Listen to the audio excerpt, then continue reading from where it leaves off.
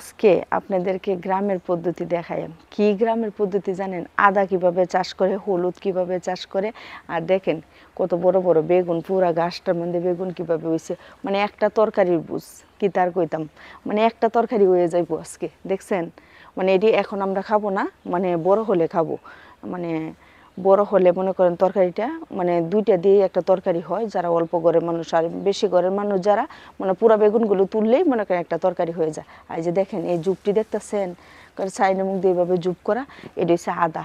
মানে পুরো আদা লাগাইছে, এটা আমার দেবরে লাগাইছে, মানে আমরা লাগাইনি, আমার দেবরে লাগাইছে। ও ওইগুলো কাজ করতে পারে, আপনাদের বাইয়া করতে পারে না ওইগুলো, বুঝছেন? মানে আপনাদের বাইয়া বললেই হয় একটা অলস, বুঝছেন? আর আমার দেবরে আবার সব কিছু পারে।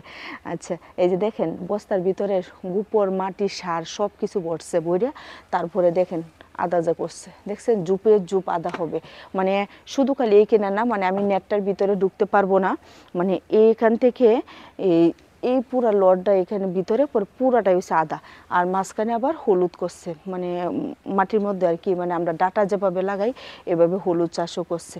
মানে হ্যাঁ, সব কিছুই পারে। কি আর বলতাম। আর দেন এনে একটা পেঁপে গাছ লাগাইছে, পেঁপের মধ্যে অলরেডি ফুলও এসে গেছে। আবার দেখেন এগুলো হচ্ছে যাইয়া এই সুপাই, মানে সুপাই পাতা, মানে আমাদের এলাকায় গ্রামের বাসায় বলে আর কি। যে দেন এগুলো খাইলে আরও বেশি মজা লাগে, মানে মাছ রান্ধে, কাটা রান্ধে আর কি খাওয়া যায়, দেখছেন?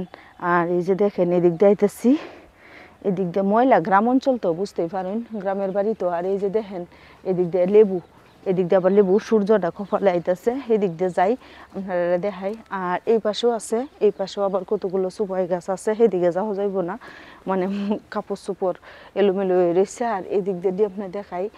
আর এদিক দিয়ে যে সব কিছু গাছ, আবার এই নিয়েও না, কি আর কইতাম, এদিকেও দেখেন আমাদের বাড়ির সামনেও দেন একটা বেগুন গাছ। আমি কিন্তু প্রায় সময় দেন বেগুন গাছটার ছবি আছে, কিন্তু দেখেন বেগুন গাছটা তলে কয়েকটা ছবি আপনাদেরকে দিছিলাম, বুঝছেন? আর এই যে দেখছেন হলুদ কিভাবে হলুদ হয়েছে, মানে হলুদের পাতাগুলো কাটতে দিছে, মানে ঝুপঝাপ হয়ে যাইব। মানে গ্রাম অঞ্চল তো সাপ আসতে পারে, পোকামাকড় আসতে পারে, এই জন্য এই যে দেখেন পাতাগুলো কাটতে দিছে। মানে অনেক বুদ্ধি আছে এর মাথায়, অনেক বুদ্ধি, সুন্দর করে কাজ করে। আর দেখেন এই হলুদগুলো কয়েকদিন পরে পরে এত বড় বড় ওই একটা চাকরি তোলা হইব হলুদের। শুধু খালি হলুদ এই জায়গায় লাগানো হয় না, পুকুর পাড়ে যে ওইদিকে আমরা পুকুর পাড়ও আছে, মানে আমাদের পরে অনেক দূর থেকে পুকুর পাড়ে অনেক হলুদ লাগানো হয়েছে।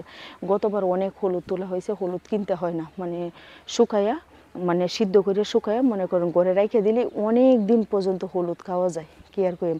আর আমার তো সবচেয়ে ভালো লাগতেছে যে দেন বেগুন, এমন করা করা বেগুন শুটকি দিয়ে রান্না করলে কি তা কইতাম আপনারা, করে এক ডিশ ভাত খাওয়ান যাইব।